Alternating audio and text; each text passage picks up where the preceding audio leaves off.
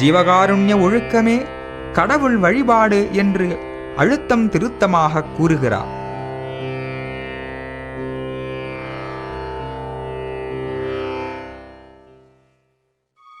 புண்ணிய பூமிகளை வளஞ்செய்தல், புண்ணிய தீர்த்தங்களில் ஆடல், புண்ணிய தலங்களில் வசித்தல்,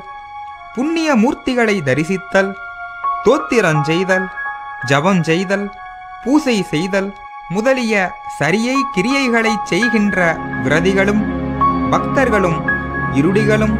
உணவை நீக்கி உறக்கத்தை விட்டு ஆசைகளை துறந்து இந்திரியங்களை அடக்கி மனோலயம் செய்து யோகத்திலிருக்கின்ற யோகிகளும் அளவிறந்த சித்தி இன்பங்களை பெற்ற சித்தர்களும் நித்தியா நித்தியங்களை அறிந்து எல்லா பற்றுகளையும் துறந்து பிரமானுபவத்தை பெற்ற ஞானிகளும் ஜீவகாருண்யம் என்கிற திறவுகோலை சம்பாதித்துக் கொள்ளாதவர்கள் ஆனால் மோட்சமென்கின்ற மேல் வீட்டிற்கு முன்னும் பின்னுமாக ஏறி சமீபத்தில் காத்திருந்து மீளவும் அத்திறவுகோலை சம்பாதிக்க திரும்புவார்கள் அல்லாது கதவை திறந்து உள்ளே புகுந்து இன்பத்தை அடைந்து வாழ மாட்டார்கள் என்று உண்மையாக அறிய வேண்டும் என ஜீவகாருண்யத்தை தெளிவுபட கூறினார் திருவருட்பிரகாச வள்ளலார்.